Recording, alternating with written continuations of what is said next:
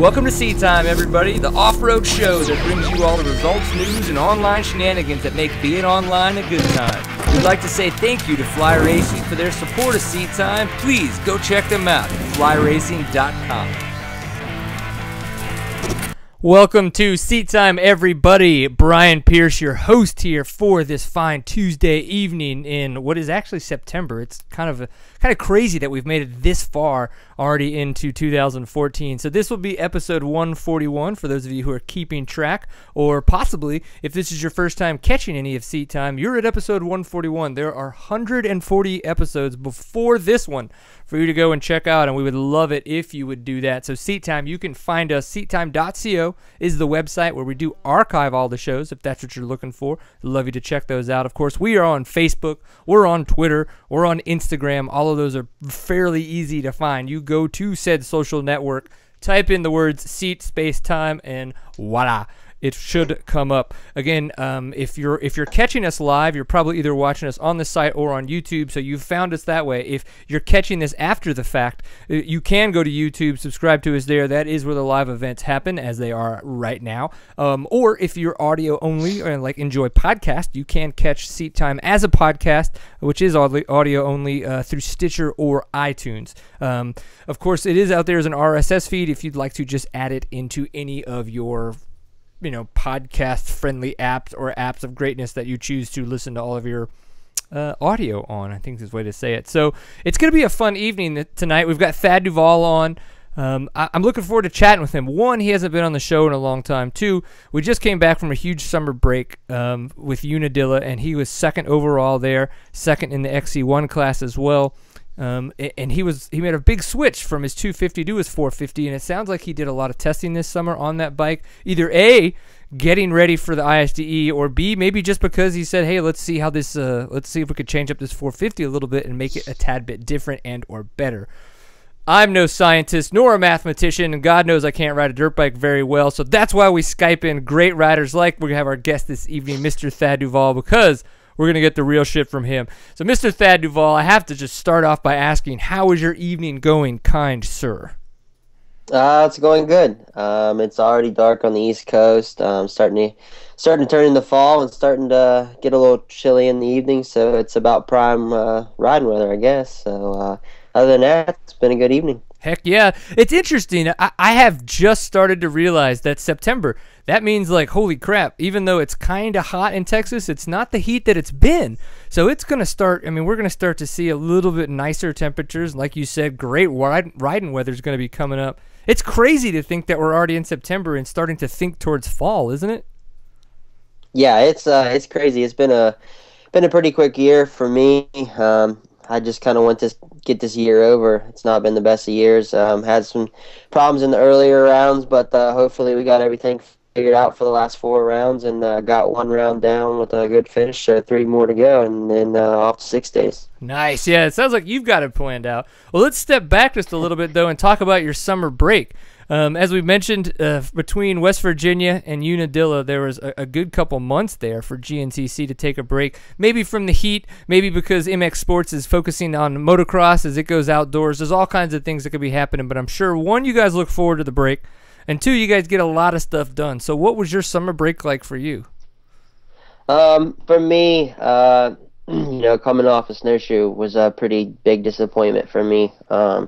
I had a really good ride going there, and that's kind of where my local home race. I grew up, and I think a lot of people expect me to do good there, and I was doing great, and then just ran into a problem with the bike, and just kind of went down from hill from there. So coming off that race, I was pretty disappointed, and I told myself I was going to take a couple weeks off and have fun with friends and do what I wanted, and didn't really worry about racing. I don't even think I raced for probably 2 or 3 weeks. I didn't even touch a bike, and just kind of wanted to get my head straight and what I really wanted to do. And it was good because when I stepped back on the bike, I felt fresh and ready to go. And it was a busy summer for me. I have one kid here living with me. He races 4-stroke A lights, Brady Myers.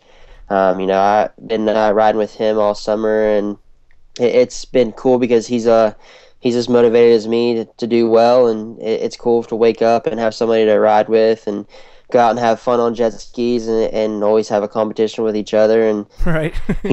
it's funny because and then he's battling for the championship with another kid that I'm pretty good friends with. So it's like them two are always arguing about who's better, and the one gets pretty mad because the one's here living and training and stuff. And then I have two other boys that's been staying with me from.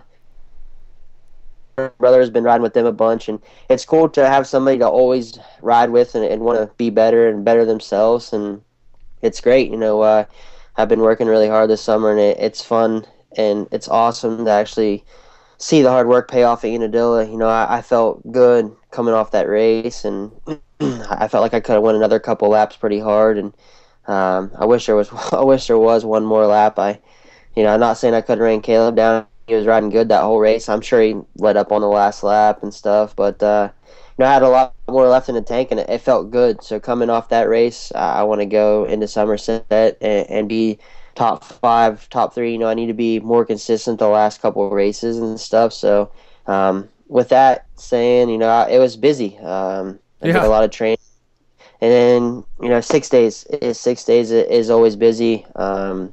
Huge thanks to Morgantown Power Sports this year.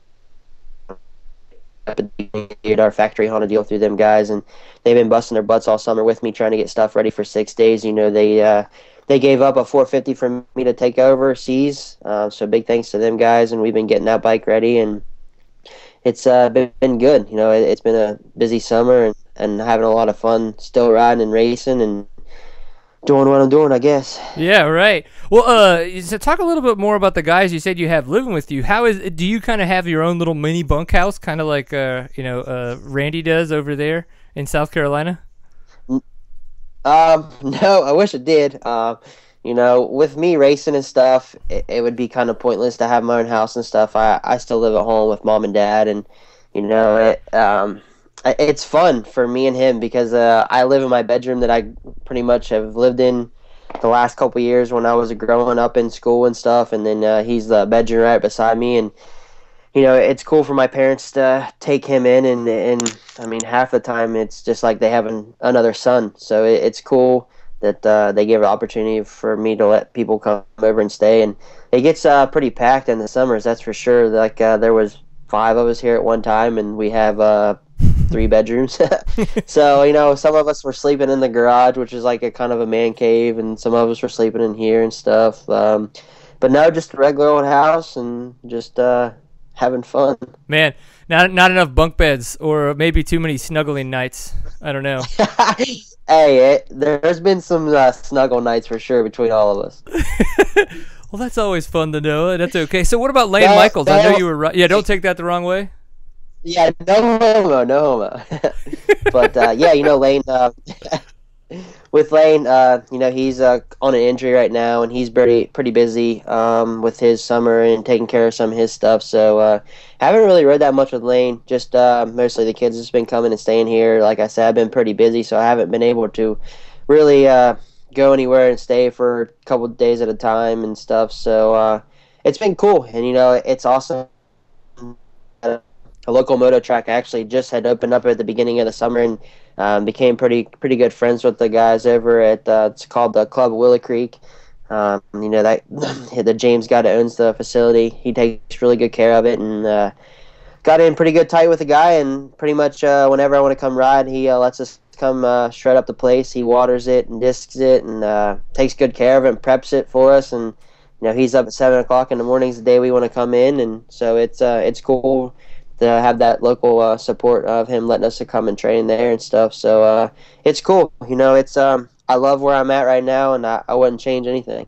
Nice. Well, tell me a little bit about what you guys did this summer with the 450, because reading around and listening to some of the post-interview type stuff after Unadilla, there was a lot of discussions that you had talking about how you really wanted to kind of get in and develop your 450 a little bit more and get a little bit more comfortable on it, and obviously that seemed to be the case at Unadilla during that race. So what were some of the things that you guys did that made you more comfortable on your 450? I can't tell you all the secrets. Oh, you could tie into some of them and call them fun mathematical or scientific things. No, it's good. At the beginning of the year, actually starting last year, I started riding the 250 like halfway through the year and had some good breakout rides with it. And coming into this year, I thought maybe I could do a little bit better on the 250, and I had a couple really good rides on it. And then, I got elected to go to 6 days, and I didn't feel very comfortable on the 250 at 6 days last year. I didn't feel like I could show my real speed on the 250 because it's more moto-y and really fast, wide open stuff. So I felt like I was a little held back on the 250. And when Ani approached me this year and asked if I wanted to be on the trophy team and stuff, I said yeah. But I said I really wanted to ride a 450, and he said that's fine. So I got to ride the 450 at 6 days. So I come in the summer break. I kind of told myself, man, I kind of really want to ride the 450 after the break. So I said, let's sit down and do some stuff with it. And PR2 suspension out of PA. They've been working with me this year, and they had a link and some suspension for me, and maybe have went from air forks to spring forks. Kind of might have pulled a Trey Kennard. Yeah. But don't get me wrong, the air forks are great. I love the air forks, but I don't feel comfortable on them for 3 hours.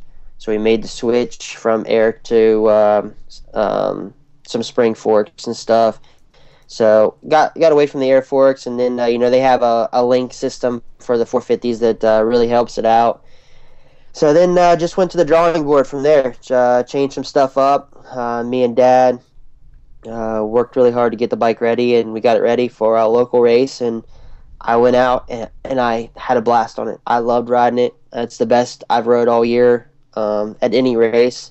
And I got done with the race, and I think the first words after the race was like, I want to race this bike after break. Right. And yeah, you should have seen his face. He was like, oh man, what are you doing to me?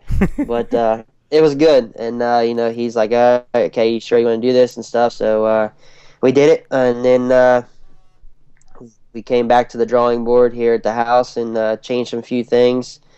Like I said, the biggest thing is probably the air forks to the spring forks, and then the PR2 linkage and stuff. And just went from there, and then got the bike built, and bike looks sick. So you look good, you feel good, right? That's a good start.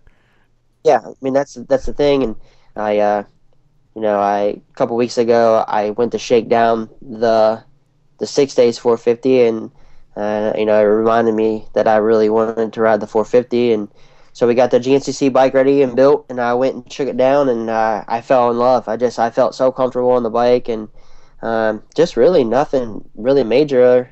Just I don't know, you feel good, you feel comfortable, you're gonna go good. So it was good. It was a lot of work for me and him to switch everything out because, mostly we had all 250 stuff because I thought that was the majority of what I was going to ride. Right. But, the sponsors stepped up and then sent the stuff that I needed, and it was good. And look where it got me at Unadilla. I can't complain. And right, for sure. I just wish I wouldn't have had the problems I had off the beginning of the start. But, it's racing, and, I was able to come back and get second overall anyways. Yeah, and that's a good way to transition into this because we've said already, you've done really good. You did really good at Unadilla coming back from the spring break, but we didn't really talk about how it looked like it was going to be a horrible race because, and correct me if I'm wrong, but this would have been you and Josh Strang either got together or it just kind of that's where you had a crash was in the opening lap with him somewhere?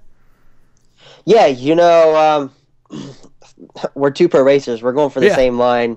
Neither of us are going to back off, and it's nobody's fault. I was on the outside, if anything. So, I'm the one that should have backed off, and we kind of hit. And I think it ended up bending his brake pedal a little bit, and then ended up bending my shifter.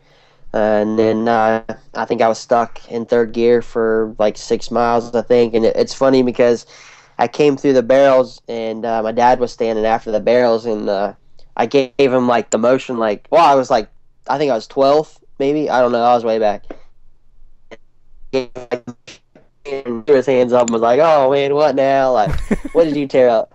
So I came in and I hurry up and told him the shifter was bent. So luckily, 2 miles after that we went through the pits, so he was ready to bend it back out and everything. So, I probably only lost 10, 15 seconds spinning it back out. But luckily they were ready and stuff. And after that, I just told myself, let's see how far I can get up and have fun doing it. Um, and I never would have dreamed I got up second overall. Just Right. kind of, I was just riding my own race. I mean, and the 450 was working awesome, and it was good. I just everything clicked that day, and never really had a major big mistake all day. And the lappers were crazy, and luckily enough, they were all pretty good about getting out of the way and stuff. And before I know it, I was picking guys off left and right, and then I could see, came out on the moto track, and I could see the lead pack. I think it was like Strang, DeLong, Bach, and stuff. And I came to the barrels, and I was fifth, and I could see them guys. I'm like, okay, so there's fourth, second, third, everybody. And then, by that time, Caleb was already pretty much gone. So just put my head down and charged, and luckily I got into second and was riding my own race and was able to break away from them guys. And then I thought I had second pretty much on lock. Kind of started checking away, and then the last two laps, Strang put in a little charge, so I had to pick it back up, and was able to keep a good gap between me and him the whole last two laps. And man, I couldn't have been more thrilled with second overall after the year I've been having and Yeah. all the bad luck and stuff. So it's good. Just I need to carry it over in Somerset and walk out of there with top 5, top 3, hopefully a win. At this point in the year, I want to win really bad, but I'm not going to go out and try to kill myself just for that win. If I'm second or third, that's fine and stuff. So it's hard over my head to try to get the lead and stuff. So other than that, it was a good race. I had a decent start. Like I said, the 450 worked amazing, and I'm glad I picked it to ride there because it was really slick. And I don't think with the 250 it wouldn't have been as good because it would have been higher RPMs. It would have been spinning a lot more. And with the 450, yeah, I call it Big Fat Betty. I mean, you could be lazy on the thing. And I was running like third and fourth gear all day, and it was nice to be able to shift up and lug the thing and get traction all day. Right. Yeah, man. No, it sounds like you rode awesome. Steven, you're giving me some hand signals, so tell me what's going on. Horrors. Well, that was... no. I know. Time to get some water. We have never had this issue before. It says it's still streaming from here. But YouTube says it's not? Now it says it might be again. Let's see. Are we good? I don't know. Right now we look like a bunch of retards, that's for sure. You want me to ask somebody? Experiencing technical difficulties.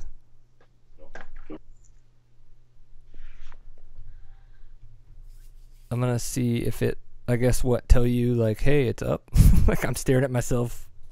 Well, I mean, this should tell me here too, and should come back live on my phone. And it just says we're not receiving data, but it says that it is pushing it. No bueno. Dude, I know, right?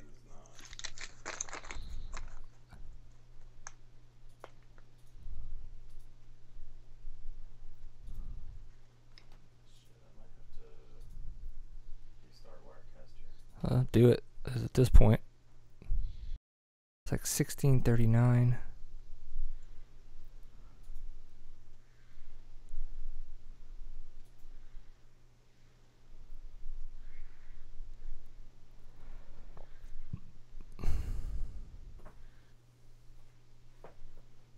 It'd suck if it was a YouTube thing that we have literally no control over. And that's what I'm thinking it is. It says we're not receiving data from your encoder. Check the Justin settings page. Yeah, I've already done that. Can we record it to the computer and just post it live or post it as a later?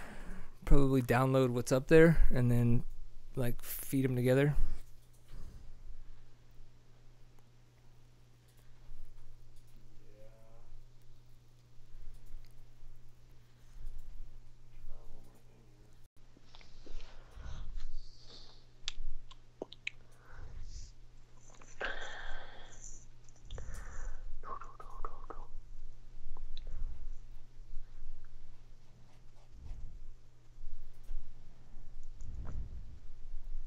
And I guess we don't know if we should like refresh that page or not, right?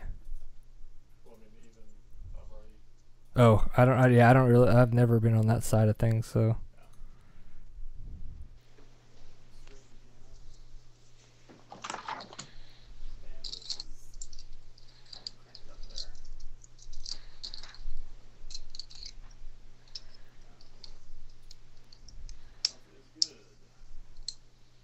Let's see if it kicks back up on my screen, because if it does, then I should be staring at myself, right? Oh, look, there I am.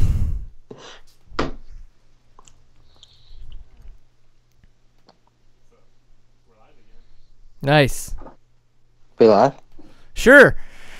Well, I wish that we could even begin to tell you what that was all about, but I can't because I don't know, but YouTube decided to shit the bed on us. It looks like maybe it was on our end, but whatever. Luckily enough, Steven pushed enough buttons and we figured it out. Now, Thad, you were in the middle of telling us about all the greatness that had happened, and I was like thinking the whole time, I want to ask this question. How in the hell do you quickly tell your father that your shifter's bent and you're stuck in third gear so that he knows that when you come around to the pit that he's like ready to essentially bend your shifter, not waste time trying to figure out what's wrong? Well, I think luckily for me, he grew up racing, so he kind of has like the racer sense of what's going on, and I think I was able to get out my shifter's bent, and by that time I think it's registered in his mind of like, okay, his shifter's bent, I know what to do, I know what I need to do, I need to have a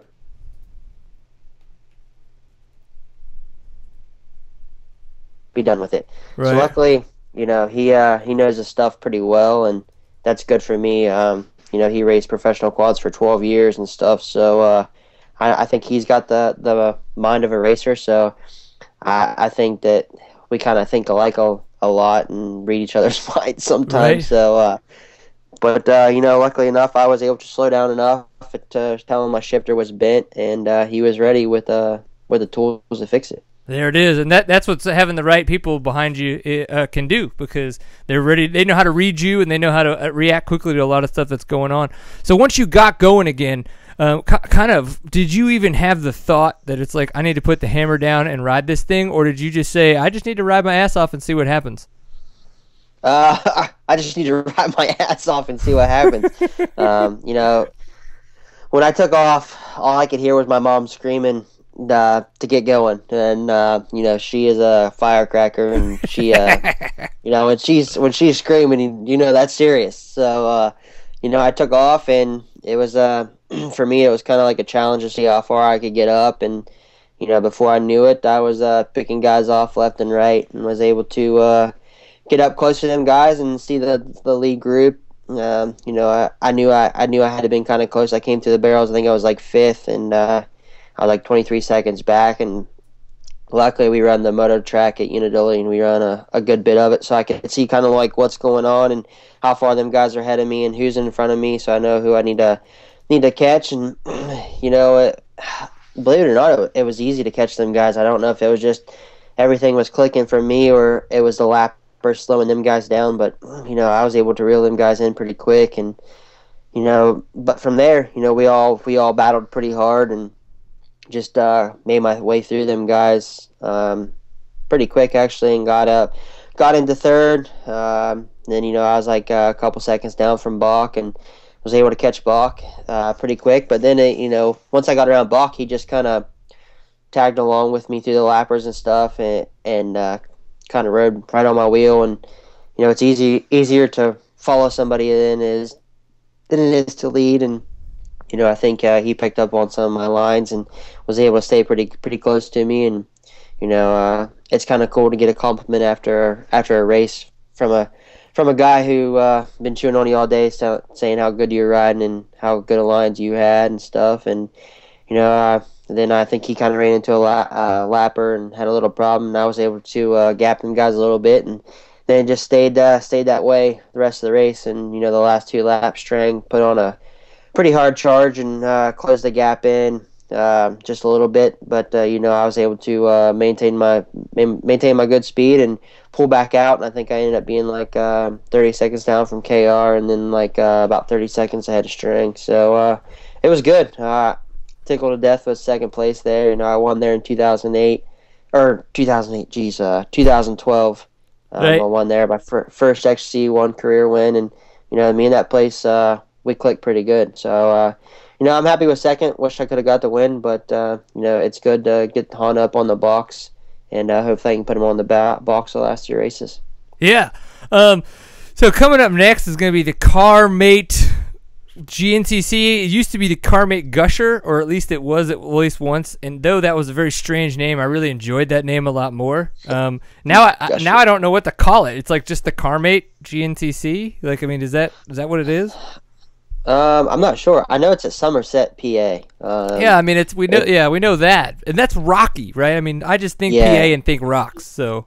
Yeah, it's a big OHV places, which is like a big ride place. You can go there and ride utilities and do some jeeping and stuff.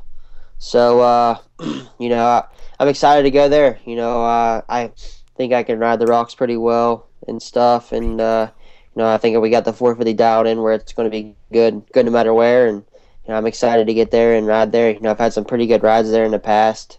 So, get there and do work, I guess, with the guys. You know, KR, he's excited for a rock race and stuff.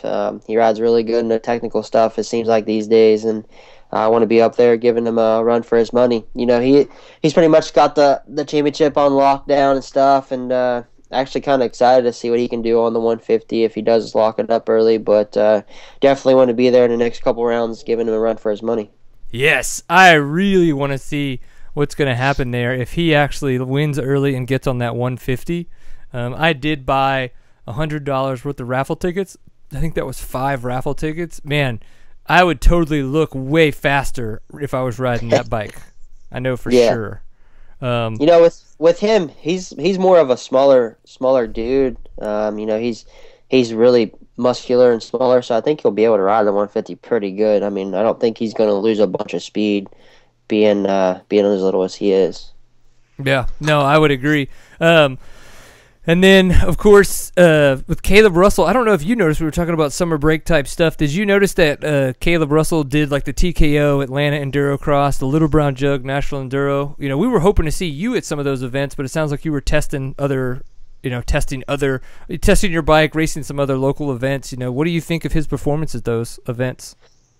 You know, that's like a whole nother element for us. You know, Caleb, he's grew up riding GNCCs and stuff, and they're pretty fast, and it's cool for him to get out and experience all that stuff.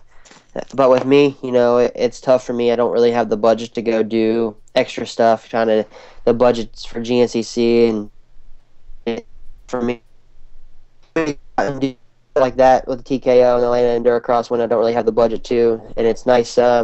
You know, I have a really good local series here around my house that pays pretty good, so you know, I can make as much money if I just go do them as I would if I drove clear to Atlanta Atlanta Enduro Cross and got 10th and made some money and stuff. So, you know, it's good for, you know, Caleb to get out and do that stuff, but it sucks for me because I don't have the budget to go do all that stuff. But I mean, what can you do? And you know, I make the best of what I got, and I think it proved at Unadilla. Yeah, and I guess it would be tough too because when you don't have the budget, that's really, you know, it's like you got the bike, you could probably go out and make a couple suspension changes and do some testing, but you're, one, probably not going to be in the best of luck to do well, and two, you know, if you were to break something, then you're kind of SOL, because I think that's where budget would really come into play, because, you know, if you did break something major, then you'd have to replace it, and if there's no budget for that, that's kind of where you'd screw yourself, right? Yeah, you know, it's we're kind of just a small team trying to beat the guys who have the best of everything, and it's tough. But we've done it a couple times this year, and it's cool for us like lower guys in the totem pole and the pro class to stand up to these guys, and it's fun. I mean, don't get me wrong. You know, I got an awesome ride and good people behind me with Honda and Morgantown Power Sports and the whole team. But it's just tough to get out and do some of them things sometimes, especially, you know, with 6 days. 6 days, it adds up pretty quick on money-wise. But, you know, it's well worth it in the end, going over there and representing America. So it's America. It's cool. And 6 days is actually going to be pretty much more expensive than it has been the past couple of years because of, I think it's because of some kind of taxes for Argentina, right? They've got some kind of weird shipping taxes. Yeah, it's about double or triple what it's usually been, and you definitely have seen it this year for sure.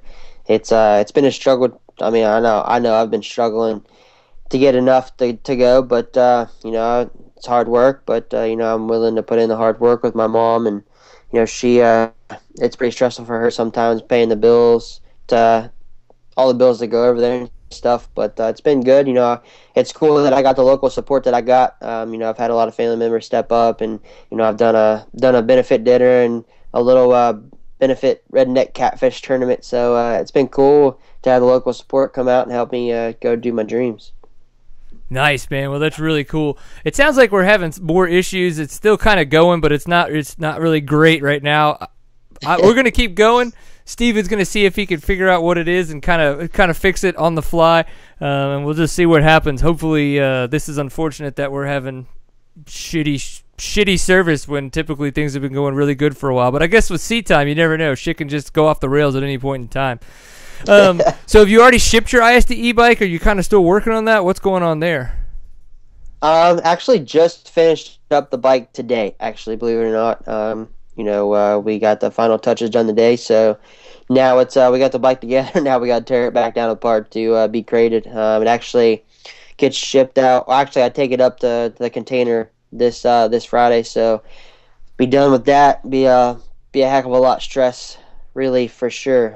Won't be so stressful. Then I'll be able to concentrate a little bit more on GNCCs once I get that bike out of here and stuff. But man, it's been awesome. You know, some of the sponsors have really stepped up this year with 6 days and helping me get that bike ready. And man, it looks so good. It's awesome. It's definitely some eye candy on that bike, and I'm excited to get over there and race and give it all I got. Well, what have you heard about Argentina? I don't know if you've had much chance to talk with like Taylor Roberts or Taylor Robert and some of those guys that are going to be going over there with you on their thoughts of what Argentina is going to be like.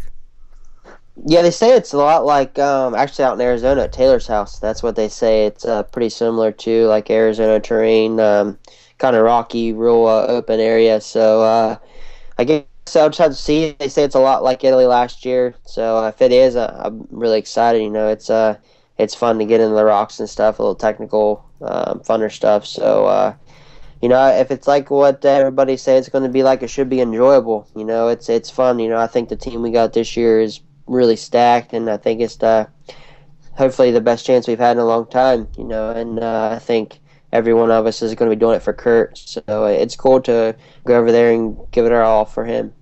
Nice, man. Yeah, I'm really excited. I was really hoping to be able to make it down to Argentina this year, but unfortunately that's not going to be the case. I'm going to be doing the Baja Rally, which starts in 2 weeks down in Baja, and they just released a map, and it looks like I'm going to be riding over 1,000 miles in 4 days. My ass or my thighs or something is going to be so damn sore. Oh, God. Yeah, you're gonna need that. You're gonna need some monkey butt powder, dude. It's like I don't know if they make like a chamois butter that's good enough for this, because it is gonna be insane, man. Yeah, you know. I heard. You know what the secret is to not having a chapped butt? Don't sit down. Nair. Nair. Yeah, that's what I've heard. You nair it before you go. That is like something I don't want to test like right now. I didn't either. I didn't do it, but everybody was like, "Oh, do you need to nair it?" And I'm like, I ain't doing that. But you're like, man, that's a chemical, dude. It's burning the hair off of your bum. You're like, you really want to put that all up in there? I don't know. That's what I've been told, to do it before I go. So I was just letting you know. Well, I'm not going to do it before I go, because I don't want to do it and like burn my butthole and like then not be able to sit down at all. Oh, man. That needed to be tested like a month ago, you know what I'm saying? Not like 2 weeks before. Well, I like that. I mean, these are some of the secrets that you get on Seat Time, you know? Yeah. So it's pretty intense. What do you even think about Grant Baylor? That dude has had a pretty successful year, got a national enduro win under his belt, almost really gotten an overall win, from the XC2 line at the national enduro. Has been riding a 450, and he says it's because he's practicing and getting ready for XC1 next year at the GNCCs. I mean, that dude's kicking ass.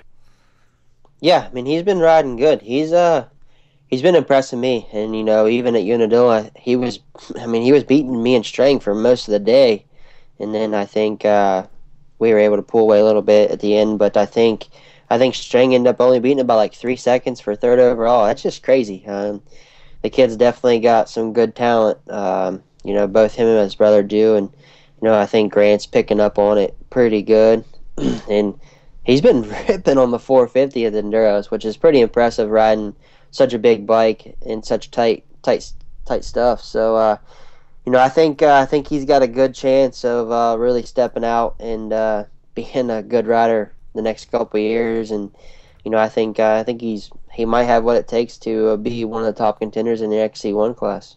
Yeah, it's gonna be. I mean, who was the last person? I mean, how tough is it making that switch? There's so many people. Caleb Russell was one of them. You were probably one of them for a little while there. Like, it's like, it's a great XC2 riders that have done a lot of winning in the XC2 class, a lot of XC2 championships, and expected to do so well in the XC1 class. How hard is it to try to come out and win that your rookie year?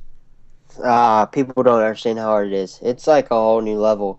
Like with me, I struggled for a couple years, and then then came Caleb. And, he struggled for the first year and a half before he actually did pretty well. Before he had, before he won, it was like a year and a half. And then you got Stu. I mean, Stu struggle. I mean, he's still kind of struggling, but he's starting to put it together. And I don't think people realize how big of a step it really is from the XC2 to XC1. XC2, it's just weird. It's like a whole nother world. Them guys are... When you're in XC2, you got the XC1 guys in front of you, and you always have a challenge of catching them guys and picking them guys off. And then the XC2 or XC1 guys, you're the big dog, and you're the first ones on the track, and you're kind of beating in the track a little bit. So I don't think people really realize how big of a step it really is. But maybe one day somebody will step up and be that guy who can come out and win races the first couple races out of the XC2 fresh. That dominant force, if you will. Yeah. So we haven't had too many XC1 two-time champions, especially I'd say Americans. We've had Juha Solomon, and then David Knight did it.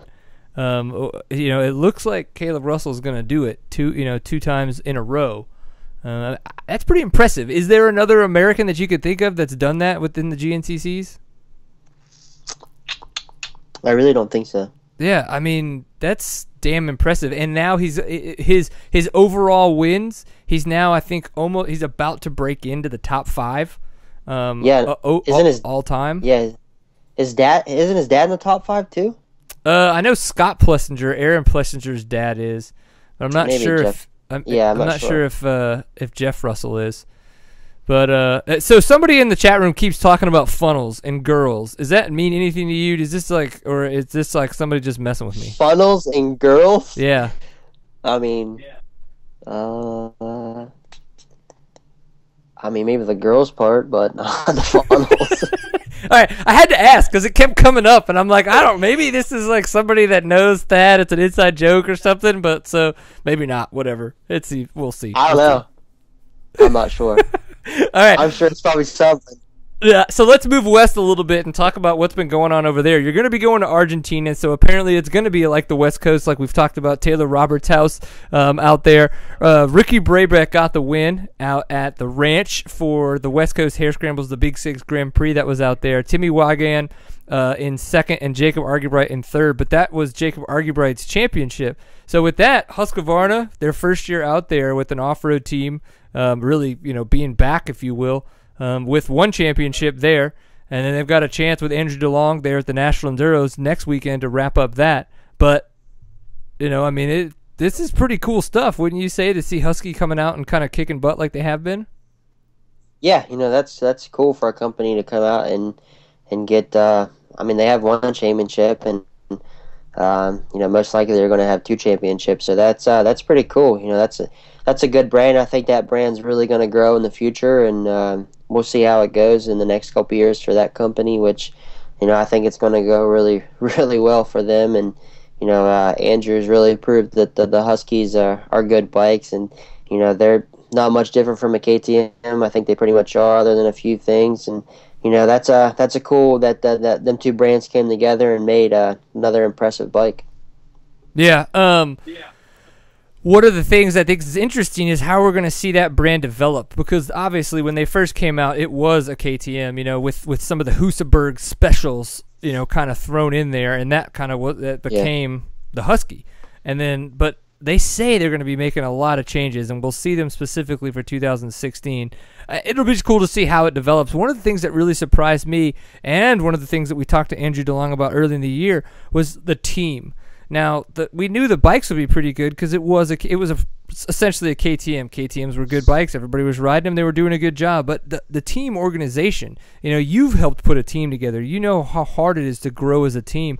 I think that's the part that really surprised me, is how well, that they've actually started to get themselves together in their first year, and how organized they are. Yeah, for sure. I think Ani did a good job putting that team together with all the leaders and stuff, and Joey Maurer, their head, Andrew's head mechanic. He's a good dude, and I think he definitely has what it takes to be a good leader for that team. And it's cool that they've actually came out and did what they did, and winning championships right their first year. You don't really see that in a brand that's come out. There's been brands that try to step up and then they just kind of fizzled out. But I think that Husqvarna has a good backing behind them, and I definitely think they're going to grow in the future for sure. Yeah, one of the super interesting developments from the past weekend at the ranch, if you will, in Anza, California, is apparently the racers started not showing up. Like, everybody did like a handful of laps, and all of a sudden they realized that the racetrack had got really quiet and that nobody was coming around. They were like, what's going on? So apparently some landowners started blocking the trail with ribbon and trucks and stuff like that, so stopping the racers as the race is in action. And apparently somebody within the organization had gotten the okay from like one of the families that owned the land, but another one of the families wasn't okay with it, and by the end of the afternoon they were like, hey, let's just cancel this shit because we're tired of it, or whatever. And they were like, I just seen that. They're like, how much would it cost? It would cost $20,000 for them. So they were like, we want $20,000 for you to continue the race. They were like, nope. They turned around and like, let's reroute. So they just rerouted really quick, and I think under an hour they just restarted the race in the new, restarted the race in the staggered format that they were in, kind of when they had to finish the race, or when they had to kind of red flag it. And how nuts is that? Has that ever? I mean, would you ever even think of that happening in the middle of the race? No, that's crazy. I just read about that a little bit ago, actually. That's wild. I don't think I've ever been in a race and had that happen before. But that's just wild. Funny story though. I did have a gun pointed to my head one time. What? Okay, continue the story. It was probably I think 2007. A group of us were riding at a local moto track, and where they have woods there, and we were riding the woods, and I guess this drunk guy thought we were on his property and had guns pointed at us, and it was pretty wild. I think there was like a group of 10 of us, and we popped up over the hill and seen the dude had guns pointed at us and stuff, and I think we all about crapped ourselves. But time for some new shorts. Yeah, it was pretty wild. There was some words exchanged, and then finally we got the guy talked down a little bit and was able to get out of there, and ended up finding out the dude was drunk, and it wasn't even his property. We were on the right property, but he had one too many beers. That's a lot too many beers. That's an interesting dynamic to take over, if you will. I don't know.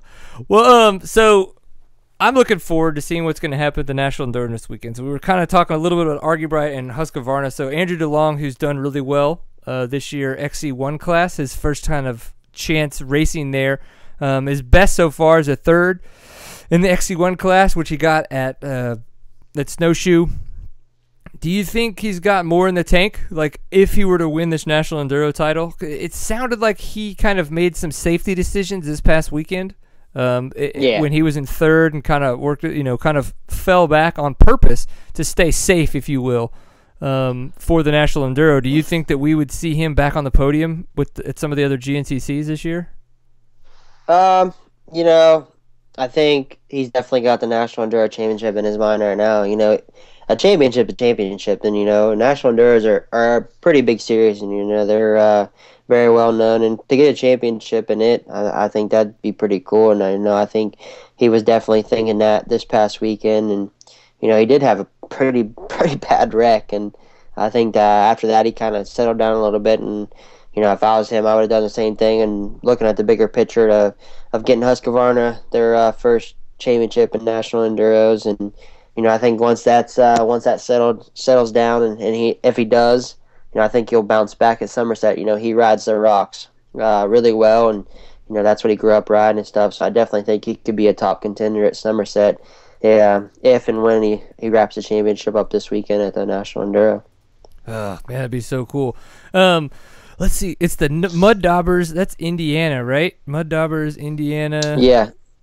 Have you ridden that one before? We haven't seen you at the National Enduros this year. You did them last year. Was that kind of a decision off a budget? Yeah, just kind of off budget a little bit. Really didn't have the budget to travel to all of them, so we just kind of concentrated on local stuff, and like the local National Hare Scramble I did and stuff. But I have done Indiana, and it's probably one of the sickest dirts I've ever rode there. It's pretty fun, and I think the first year I rode it, I got third overall there, and it was good. That place is pretty fun, so I think you'll definitely see some good racing. And then, I think you might see Grant get another overall. He's been riding good, and I think he's got good momentum coming off of, the TKO and the last National Enduro win, and then that awesome ride he put in at Unadilla. So I think the momentum's definitely in his hand.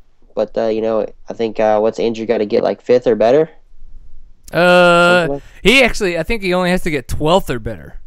12th or better? Okay, cool for him to see. He has to finish in the top 12th to get the championship. Top 12. Okay.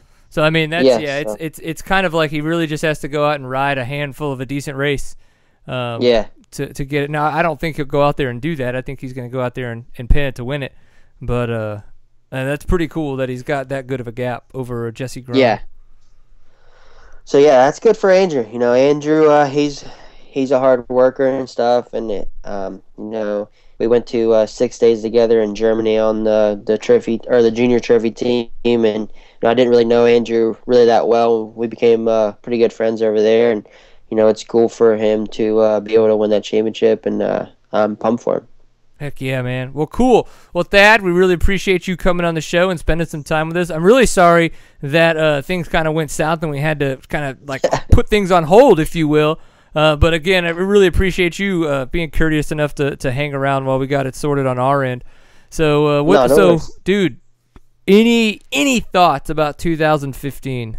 Does that stuff start for you guys yet? I already told you off camera. I know, but this is on camera, so you got to say something for the people that you can say it to. I did get a call today, so hopefully maybe this will pan out. But just kind of playing it by ear right now. Hopefully everything turns out good. I feel like I've worked really hard this summer, and I'm ready to prove it the last couple races and show people that I'm ready to win races and win championships and stuff. So hopefully be able to put in some good rides and get some more phone calls and have a good ride for next year. Awesome, dude. Well, cool. Well, we hope you get a good ride as well. You've had great success kind of helping build up this Honda team that you've had going for so many years now. And hopefully either that keeps going, you find something different, but whatever it is, hopefully you get the support that you're looking for to make sure that you feel like you have the bike underneath you that you need to ride to a championship. I think that's kind of, they got to have that whole package. And so however that shapes up for you, we hope you keep working towards it and get it. I appreciate it, man. So if anything, like I said, I have the worst luck. So being on the show, having difficulties, nothing new to me. So don't worry. See, that's what happens when you get Bad Thad on the show. He just fucks the internet up, man. Screwing it up. I dig it, man. Well, thank you very much. Do you have a website or any fun tidbits where people can find you or follow you? Yeah, just I got both Instagram and Twitter, just at Thaddy989, and then I got a Facebook, just Thad Duvall. So make sure you follow me on Twitter and Instagram. I upload a lot of stuff and keep up with my life, and it's fun. I'm trying to live the dream. So here we go. Dig it, man. Well, thank you very much for coming on the show, and we will talk with you soon. Good luck in 2 weeks, my man, at the Car Mate non-gusher. Thanks, man. I appreciate it. Don't get gushed. Later, dude. Later.